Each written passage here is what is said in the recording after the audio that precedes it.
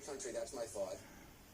That was his photo op. And then, really awkwardly, he asked the Attorney General, the Defense Secretary, really anybody else he could kind of get to come into. Kayleigh McEnany was dragged into this photo op, to stand in front of St. John's Episcopal Church, not to pray, not to confess, certainly, we know the president doesn't do that.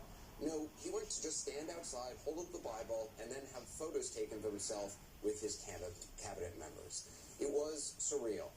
A photo op at the church that he rarely attends.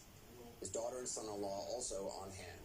Let me just say something about what the president has just shown us. The president of law and order, as he now calls himself, which is how he pronounced himself, and then he claimed a power he doesn't really have. He can't send the military into every state. That's not law and order. What the president doesn't seem to know or care is that the vast majority of those protesting, they too are calling for law and order. A black man killed with 4 officers holding him down, a knee to the neck, for more than 8 minutes, nearly 3 minutes of which he was no longer conscious for. That's not law and order. That's murder. Stopping and frisking a young black man simply because he's a young black man, that's not law and order.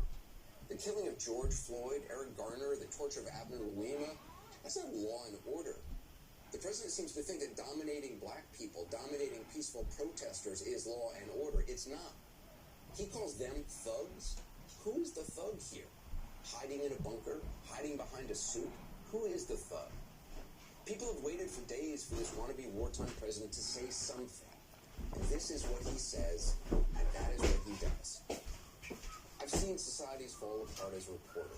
I've seen people dying in the streets while protesting. I've seen countries ripped apart by hate and misinformation and lies and political demagogues and racism. We can't let that happen here. Of course, violence is no answer, but people protesting deserve answers, and they haven't gotten them. No matter how many black men have been murdered, lynched, imprisoned, mistreated, redlined, blackballed from jobs, we all know it.